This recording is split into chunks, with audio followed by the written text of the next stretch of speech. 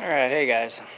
So, it's been a long time since we posted any videos, and there's reasons for that, but I won't go into that. Basically, what we're working with today is we have this 05 Legacy GT auto. It's a 5-speed auto. It's an 05. It's a wagon still.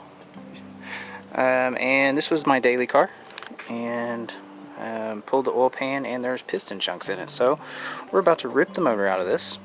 And we're going to put our new short block in it that I built the other day with the help of a local guy. And we're going to build this car.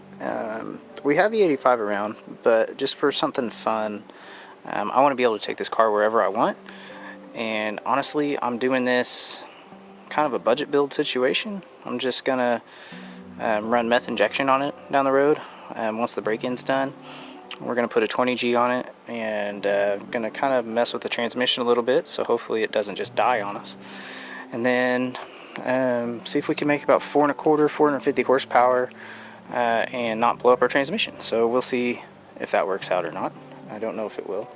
But you can see we've got pretty much everything pulled out of this car. Pretty much all that's left is 1 or 2 more bolts in the bell housing, the 2 nuts on the bottom.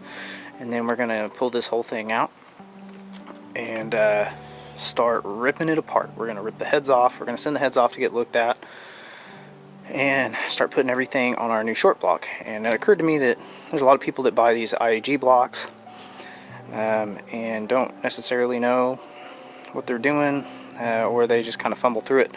So we're going to kind of walk through that and show you maybe step by step, I don't know, but at least the big parts you need to make sure to get right.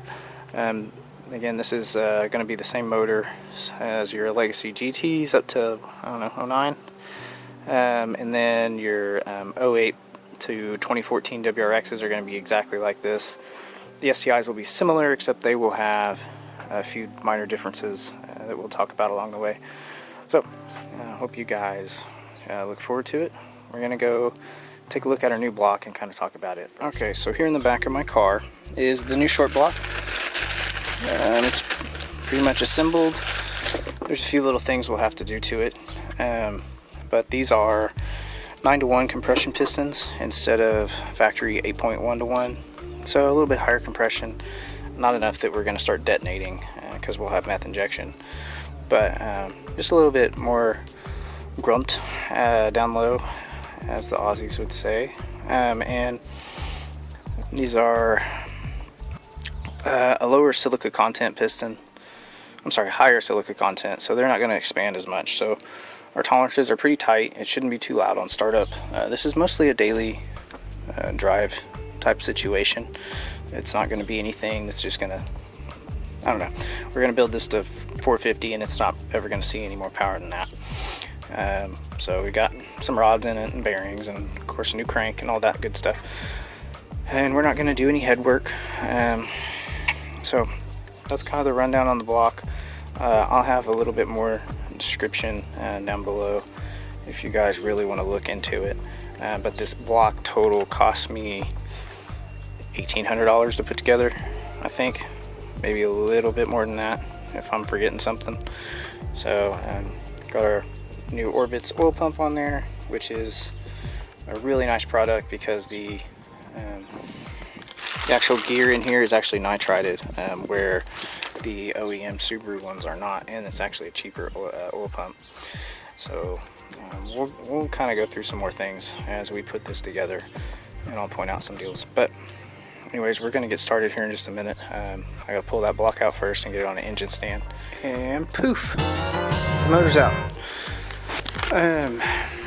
That was a little bit harder. The automatic transmission seems to actually be much more in the way than a typical manual transmission. So first thing we're going to do is we're going to start trying to get the heads off.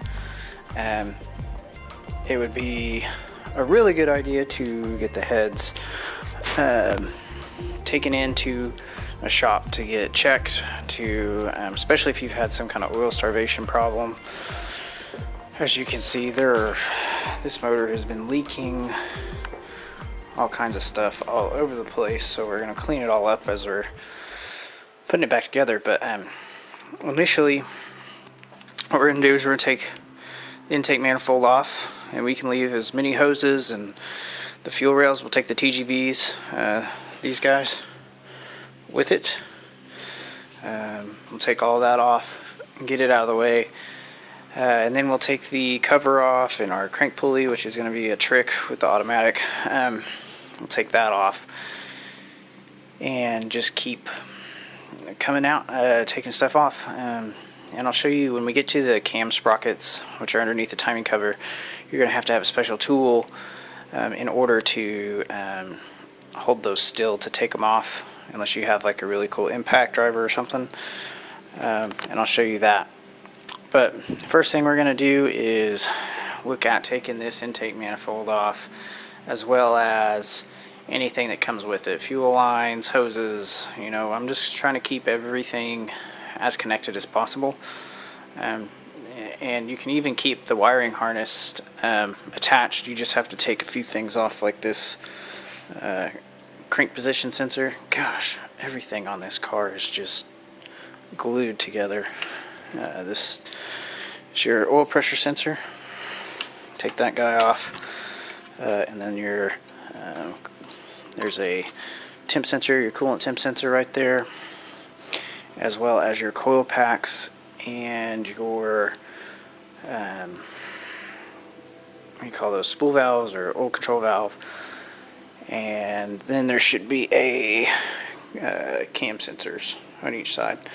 So you pull all that off, and you can leave the wiring harness attached to this and not have to worry about taking absolutely everything off. There may be a few little hoses here and there that still need to come out depending on how you pulled the motor, but you get the gist. So I'm going to get that off, and then I'll kind of show you where to go from that point. Okay, so you see we've taken the whole intake manifold off, left the turbo inlet on. There's a few hoses around back that you have to undo. Evap line, there's a coolant line that goes to your throttle body you have to undo. And all of the vents that go into the head right here, you have to undo. You can see, man, this block is not looking very nice. In fact, I don't know, it's pretty gross. So managed to not break a whole lot when I pulled these things off. However, it's an 05, and this just popped right off, and I actually think that this was probably broken to begin with. I've noticed a few clamps and things being out of place, so I think that at least the intake manifold was taken off at some point. That turbo looks much more new than 170,000 miles, so I imagine this had a bad turbo and somebody swapped it out at some point. Pretty typical. These things seem to always have been gone through. Okay, so the next thing I would suggest doing is trying to get this crank pulley off. This is an auto, so it's going to be a little bit more difficult. But if you're driving a manual car, you can take a screwdriver, and there's an access hole right here. I don't know if you can see that. See if I can zoom in here. So there's a little access hole right there, and you can put a screwdriver in and into one of the flywheel teeth and hold the crank and the whole rotating assembly still while you turn on that front bolt. For me, I'm going to have to get creative, but I'll let you know, I guess, what I end up doing. So that would be what I would do next, and then start taking the timing cover off, as well as any other things that are the headers. We'll turn the motor upside down at some point and pull the headers off, because we're going to have to, of course, separate the heads from the block. In case you don't know what that looks like, the head, this portion right here, going to this line, there's the head gasket. You can actually see it right there, right there and right there. This is the head. So we'll get to work on that next. Okay, I'm going to show you exactly what I did to get that crank off, just in case you are messing with an automatic. So I looped this screwdriver through where the flex plate attaches to the torque converter, and I found a very thick screwdriver and I was able to crack this guy loose. Now, in taking this off, you just kind of have to wiggle it, and it'll start to come free. There's really no good way to do it. It just takes a little bit of patience. Sometimes they come off pretty quick. Sometimes I'm going to keep that guy. I'm going to need that later. You know, you can see it's got a little bit of wiggle to it, but it's not quite coming. They do have a puller that you can put in the middle and grab on with these teeth, but you know, you don't really need it. If you just persevere. Everything on this car has been locked up and gross, so the fact that that came off as easy as it did was kind of a testament that you just have to get it off. Now, next thing is take these all these 10 mils off the front cover, as well as anything that's going to keep our heads from separating. This ABCS line should come with it, but you need to get the turbo off and the turbo mounting bracket off, and you know, all the hoses. So still more to do to get the heads off. And on this other side, it's really just the oil dipstick tube, I believe, and the rest should come off together. But we're not quite there yet, so we got to get the timing cover off and take the timing belt off. And then we're going to have to get the cam sprockets off, and I'll show you why. There's a plastic cover in the back behind the timing belt. And you have to take the cam sprockets off in order to get that bolt off to get the heads off. So I'll walk you through that. Okay, as you can see, we've got that front timing cover off. It comes off in 3 pieces. You take each side off first, and then you take the middle part off. And this is why you have to take these cam sprockets off. There's all these bolts that are behind here. Okay, so these are the company 23 tools I was talking about. You can see each one has these special lobes that fit on these cam sprockets. So like if we're gonna do this bottom one, this will fit just like that, and that lets you get your hex in the middle. It's an H10, just in case you didn't know. H10 goes in there, and then you'll put on a breaker bar and try your best not to chip the plastic all to hell. It's it's kind of hard not to do, especially once it's been heated up a million times. I found it's best to leave this bracket on, and you can put a bolt in there, and that will actually hold this still. Okay, so we have it set up over here, and I haven't undone this or anything yet, but you can see I've got the 23 tool set up on that, and I've got, actually, this is just the bar to my jack that works as well, pretty well for a cheater bar. And so we're either going to round this sucker out, or it's going to pop loose. Oh.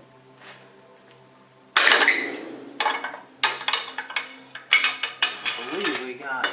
Yep. So. Now I wouldn't take this all the way out right now. Just loosen it, that way it stays in place. And then, in order to do the top one, there's going to be 8 millimeters, 3 of them, that you take off, and then that's the exact same situation. Now, since this is oil controlled, there's going to be a hole in the middle of the bolt. See, this one doesn't have a hole. So when you're putting it back together, make sure you put the ones with the holes where they go, and make sure you put the ones without a hole where they go. Otherwise, you won't get oil control, and you'll have all kinds of fun problems. So, we're going to continue and try to take the rest of these off. Hopefully we get lucky and all 4 pop out without any major problems. Okay, so since our tool is like way down here, we've got nothing to kick it on.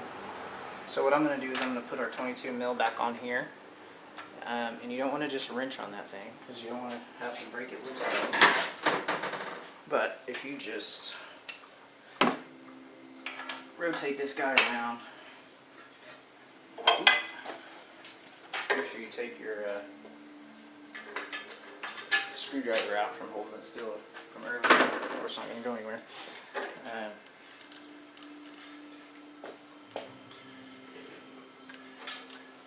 Let's see. It's a 2-to-1 ratio. So, and And this looks like it would just fit on any which way, but there's 3 tabs, and it's kind of a certain way that it goes. So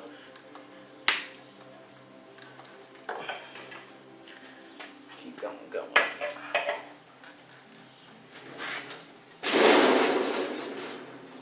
You know, one of these days I'll find an engine stand that has the locks on it. It seems like that would make life a lot easier, yeah? Okay, we're getting closer. Okay, yeah. The center bolt will spin around 2 times for every 1 time this goes around. Okay. We've got it locked in. Knock that sucker down. Actually, what I'm going to do is I'm going to take this out, move this to the other side of it, so that I can loosen it. Make sure that guy's seated.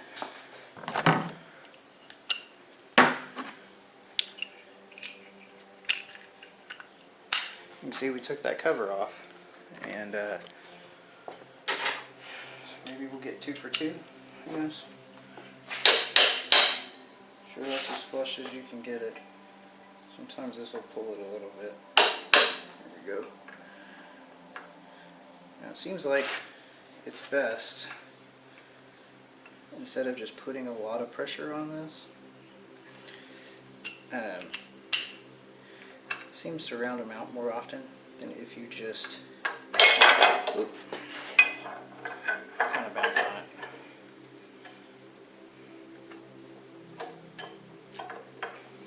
Okay. Really should have found a longer 12 mil, huh?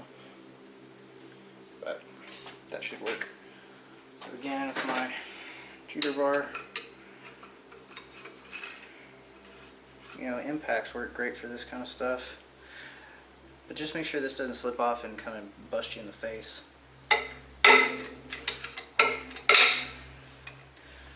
Hey, 2 for 2 so far.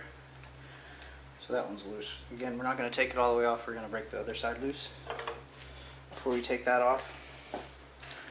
But you just follow the same procedure and continue to, once you get these off, then there's this backing plate that you have to take off, as well as the timing belt and all that junk, in order to get your heads off. Now, make sure you drain the oil. A lot of people forget to do that by now, but I'd suggest doing that now if you haven't already. Okay, so we're set up to take this one off. This side is set further back. You know, cylinder 1 is further forward.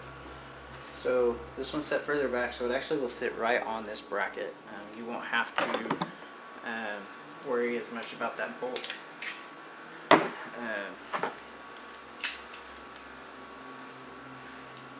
However, our engine stand is going to be in the way a bit, but hopefully we can get over that. Yeah. Okay, so kind of give it a test. And then, there we go. Another one's free. And then we will do our last one down here.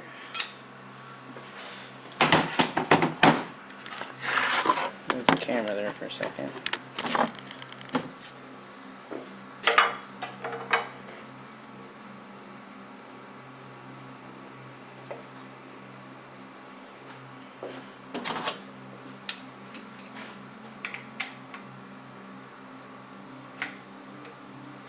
Something to notice, if your breaker bar isn't, like if you're too much of an angle, if you take this off and rotate the square portion 90 degrees, it'll give you a little bit better angles, usually. So, alright, here's our last one. Make sure it's all tight. Ready? Okay. They are all loose. We have broken them all free and not rolled out in any of them. That is always an achievement if you've done it. Feel good. If you haven't, that's fine. There's plenty of write-ups on how to drill these guys out. It is really common to strip these things. So from here, what I would suggest is taking the timing belt off. We don't need it to help us hold anything in place. So easiest way to do it is take this bottom, see if you can see that. Yeah, take this bottom guy off, and then it should slide off, especially if, like I said, somebody forgot to put the timing belt guides on, which I can't believe. You know, hey, supposedly this car was taken to the dealership every time, but it's really, it almost feels like they cross-threaded that one. I mean, does it not feel, these spin real free. I don't know why that one's having so much problem. I'll investigate. Hopefully we don't have to tap our heads or anything. So let's see, I think these are 14s. What we're going to need for this. Yep. And for some reason I have a really small ratchet. Yeah, we're gonna. Oh, let's see. We'll breaker bar the world here. Just find my breaker bar. I can take that off. Okay. I kind of get lazy, especially if I pull the motor in the same day. My back starts hurting, so just break that guy loose. Now we'll have to take all of them off. So if you want, you can break the rest loose. That's a 12, so don't do that one. Okay. Like I said, timing belt. Now, if you were going to just do timing, you wouldn't take these off. You put everything at top dead center, and then you take your timing components off, and they actually have little locks that you can put there, or you just kind of drop the belt in as you get everything to top dead center, starting on this side, or here, do this one, and then the top one. You'll have to tilt it over and then let it go in. But easiest way, take this guy off. And all this should just kind of peel off. Should. So far the only thing on this car that's worked out is the cam bolts that come out. So looks like it's going to make us take this guy off too. I don't know, that's not typical, but now you don't usually want to just take your tensioner off, because it'll spring open and then you're going to have to compress it again if you're not getting a new tensioner. Now the premise of this is, hey, you've blown up your block and having to put on new components in, or you don't necessarily need a new timing belt. So here's our timing belt. It's not in that bad a shape, but I don't know. I'll look into that later. So now that we have that off, we can finish taking these guys off. Now, like I said, the bolts for these sprockets are going to be different than the bolts for the exhaust. They're going to have a little hole in the middle that runs all the way through the bolt. So make sure that if you have an STI, the bottoms will be the same, so you won't have to worry about that. But it's kind of something to keep an eye out for. Let's see why this guy's being so hard on us.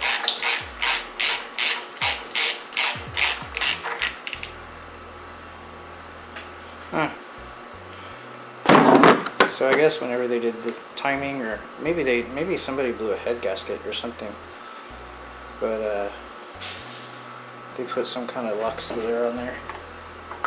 These just pop off, and this is why you have to take them off. Because there is a bolt that holds this plastic bracket on, and of course it's connected on the other side as well.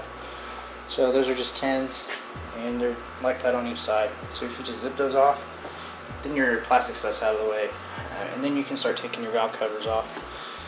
Well guys, it's been a long day for me. I'm going to call it today. Plus I can get this stuff to set and upload it. But probably tomorrow, or next time you see this, we'll be taking the heads completely off, taking them to the head shop to get cleaned up. And then we'll kind of be walking you through putting the new short block together, moving everything over from the short block. There's some sneaky things you can do to make it easier on you. You can get rid of some things, and I'll show you that. We're gonna, especially if you're getting tuned directly afterwards. There's no point in keeping the evap solenoids. There's no point in keeping the throttle body cooling jacket connected, and I'll kind of show you some of that stuff too. But for now, we're going to call it a day. We've got our cam sprockets off, and we didn't round anything out, so I think we're winning. Let's call it quits while we're ahead, yeah? So if y'all have any questions, ask. If there's something specific you want to see as this goes on further, ask. We're going to be actually pumping off quite a few videos for this car. It just occurred to me that there really isn't a whole lot out there as far as, hey, I just ordered this block from IAG, or I have a new short block, how do I put everything back together? And you know, it's extremely simple stuff. And if you're like me, it helps to just see it first. So hopefully this helps somebody out, and I hope y'all have a nice day and stay frosty.